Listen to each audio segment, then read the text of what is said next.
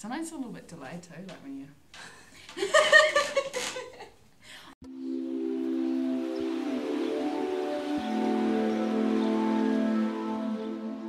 I like this one because it's quite good at like, you know, like getting rid of blemishes on your face and stuff. What blemishes? You know, I got one there.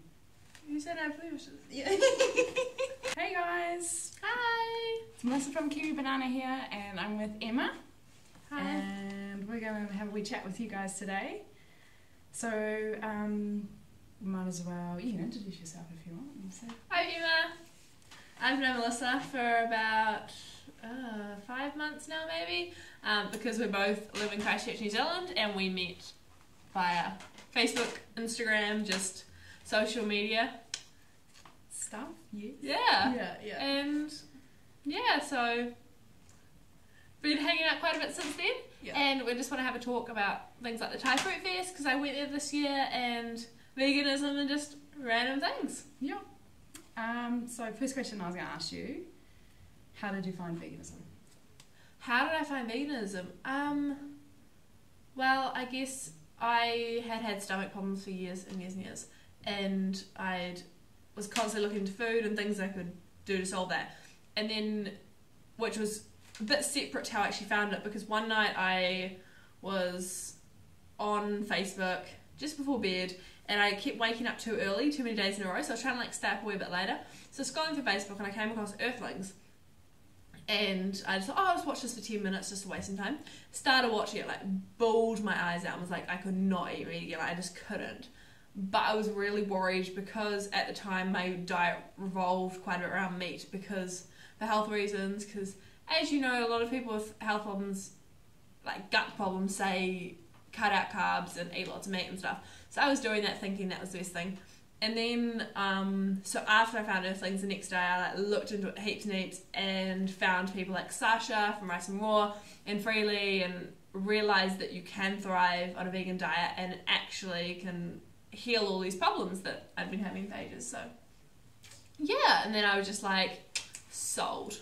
So yeah, it was really weird for me to go from eating such a like meat twice a day, eggs every day, to just none of it. It was kind of, I went through kind of a bit of an identity crisis last year, just kind of as I viewed the world so differently, and everything I thought was healthy was not, and everything I thought was right was not, and the people who were telling me it was right aren't always, well, they don't always have your best interests at heart. So yeah, it was interesting, but it was cool, but here I am. So yeah. So how did you find high carb? Did you find high carb quite quickly in your journey through veganism, or? Yeah, because the first it was, I was looking at, I found Sasha Rice and Raw first, then I found Freelee, but it was really interesting because at the time I was watching all Freelee's videos and I really liked it, but there was such a big raw message, and I was trying to eat all raw, and every day I'd eat like fruit all day, and then at night I was just like, oh my gosh, I just want something cooked. So I'd have something like rice or potatoes or something, and I always felt like I was doing it wrong and cheating, and because I wasn't all raw, because that was what was being pushed at the time. And then I actually looked into it more, found that they'd started promoting cooked food at night, and so it was actually what I was naturally wanting to do anyway. So yeah, I went straight to high carb. I didn't just do normal veganism or anything. So yeah. Cool. So you went to the Thai Fruit Festival earlier this year, 2015. Yeah. Do you want to tell us about that? Oh, the Fruit Festival was so cool. Like, it was definitely one of the highlights of my life, if not the highlight of my life. Like, just spending 3 weeks with so many like-minded people who you just click with, you've got so much in common with, you understand exactly, like, so much of their life before you even meet them.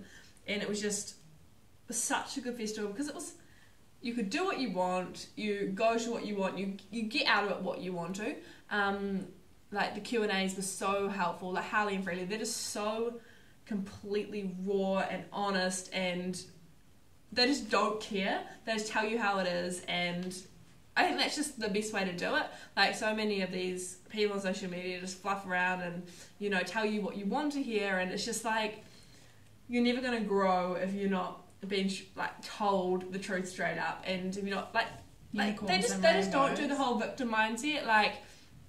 It's just so cool to hang out with them, and like it's refreshing. It's refreshing to be around real people, you know. And I've made so many friends at that festival that I'm going to be friends with for life. It was definitely life changing. But it was quite sad once I left and I came back here, and I kind of, once you're there and you're there the 3 weeks, you forget that this is temporary, and you forget that you're overseas. It just becomes like a lifestyle, like this is your life. You wake up in the morning, you go for a bike ride, you get back, you eat fruit with your friends, you know, you go out exploring, you do all the stuff, and it's just normal, and you just get so into this routine. And it was quite sad getting home and realising that, not everyone understands me, not everyone eats like I do, not everyone eats as much as I do, like, you know, Except you can't, me. except this one, and you can't like go out every night with your friends and just eat at restaurants and just all go like to 3 restaurants in one night like we were doing, and it was such an amazing time. I definitely recommend that anyone just do it, because you'll grow so much as a person, and you'll feel so accepted, and just you'll find out a lot more about yourself and also about this lifestyle, and get to meet Harley and Freelee and just like-minded people, and